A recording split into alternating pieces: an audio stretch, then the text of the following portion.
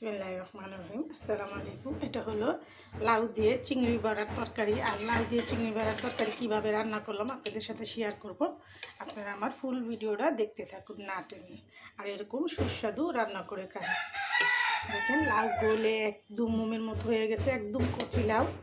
আর এরকম কচি লাউ দিয়ে চিংড়ি মাছ, কুচো চিংড়ি দিয়ে বড়া বানিয়ে রান্না করে খেয়ে দেখুন।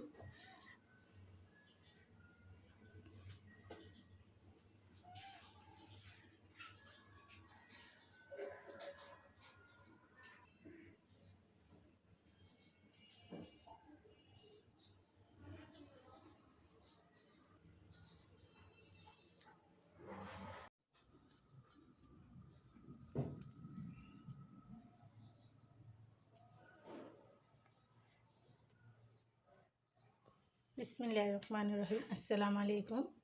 আজকে রান্না হবে সুস্বাদু লাউ দিয়ে চিংড়ি বড়া। আর এখানে নিয়েছে মুসুর ডাল, আর এখানে নিয়েছে আমি একদম গুঁড়ো চিংড়ি। এটা আমি ব্লেন্ড করে নেব ওই ডাল দিয়ে। আর কি দিয়ে কিভাবে রান্নাটা করব আপনাদের সাথে শেয়ার করব। আপনারা আমার ভিডিওটা দেখতে থাকুন। কুটা বাছা শেষ করে চলে আসলাম রান্নায়। আর রান্নার জন্য আমি সব প্রস্তুতি নিয়ে নিয়েছি। এই যে আমি ডাল দিয়ে চিংড়ি মাছ দিয়ে এটা ব্লেন্ড করে নিয়েছি, পেঁয়াজ কুচি নিয়েছি। আমি এখন রান্না করব আর আপনার সাথে শেয়ার করব, আপনারা দেখতে থাকুন।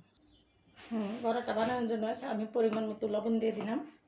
দিয়ে দেব হাফ চামচ হলুদের ফাঁকি, সামান্য একটু মরিচের ফাঁকি। আর এখানে দিয়ে দেবো এক চামচ কাঁচা মরিচ বাটা। আর দিয়ে দেবো একটু আদা রসুন বাটা। যেহেতু বড়াটার ভিতরে মশলা রান্না করা করে নাও যাইতে পারে, তার জন্য বড়ার মধ্যে আমি সব মশলাগুলো দিয়ে দিলাম। আর লাউ রান্নার জন্য আলাদা আবার একটু মশলা লাগবে, সেটা আমি আপনাদের সাথে শেয়ার করব, আপনারা দেখতে থাকুন। বড়াটার মধ্যে একটু মশলাটা দিলে হলে কি ভিতরে মশলাটা যাবে, খেতেও অনেক মজা হবে। এরকম করে মেখে নেব।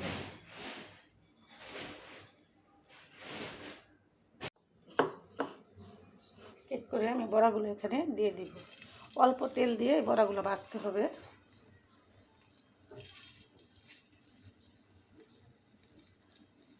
আর আমি রান্নার সময় সবসময় চুলার আঁচ কমিয়ে রান্না করি। আপনাদের সতর্কবাণী দিয়ে থাকি, আপনারা সবসময় চুলার আঁচ কমিয়ে রান্না করবেন, দুর্ঘটনা এড়িয়ে চলবেন। বেঁচে যাবে হাজার হাজার জীবন, বেঁচে যাবে লাখ লাখ টাকা। আমার এই সতর্কবাণী মেনে চলবেন, দুর্ঘটনা এড়িয়ে চলবেন। আর সবসময় চুলা থেকে একটু দূরে সরে রান্না করবেন। আমার এগুলো এখন একটা একটা করে উল্টিয়ে দেবো। দেখেন কত সুন্দর ভাজা হয়েছে। সব সময় চুলার আঁচটা কমিয়ে ভাজবেন। আর এরকম করে আমি সবগুলো বড়ি ভেজে নেব।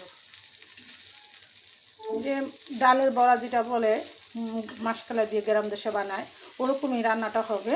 আপনারা নতুন একদম ফ্রেশ নগদ বানিয়ে খাবেন, এটারই স্বাদ অন্যরকম। এরকম করে আপনারা বানিয়ে নেবেন।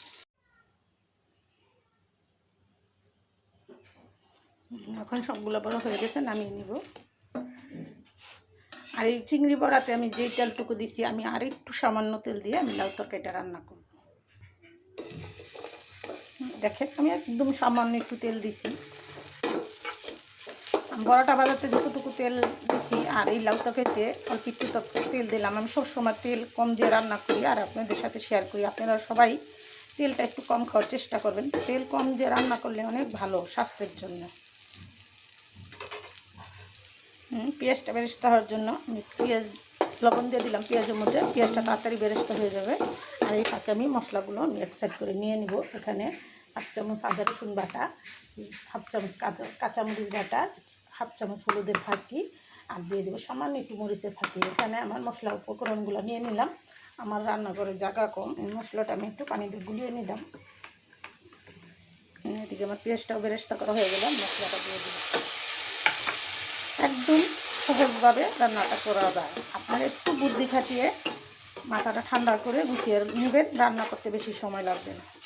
মশলাটা কষাতে আমার 2-3 মিনিট সময় লাগবে। আমার মশলাটা কষা হয়ে গেছে, আমি এখন লাউটা দিয়ে দিব।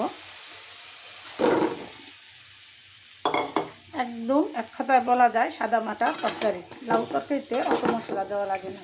আর আমি এই তরকারিতে কী কী মশলা উপকরণ, কী মশলা দিলাম, কীভাবে রান্নাটা করলাম আপনাদের সাথে ফুল ভিডিওটা শেয়ার করলাম। আপনারা এরকম সুস্বাদু লাউ তরকারি রান্না করে খাবেন। আর আমার প্রতিটা ভিডিও দেখতে আপনারা সাথেই থাকবেন।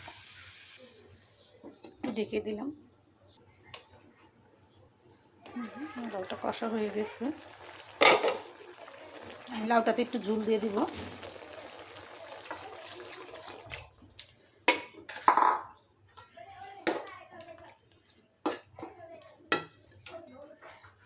এখন দিয়ে দিব এক এক করে বড়াগুলো দিয়ে দিব।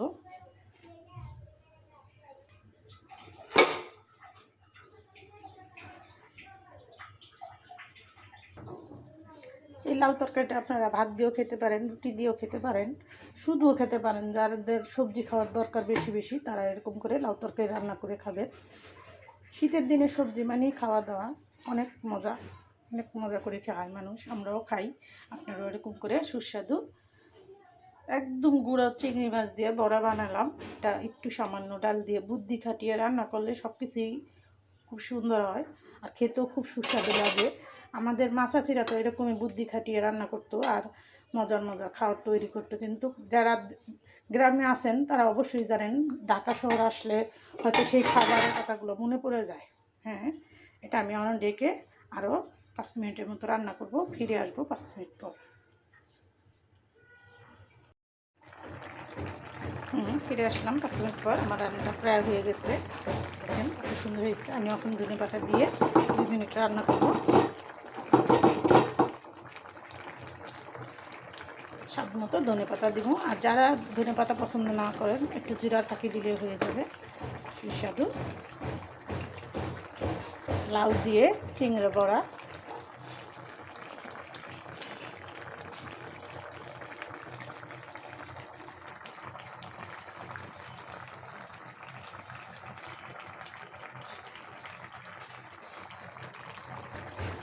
হয়ে গেছে, দেখেন লাউটা একদম গলে গেছে।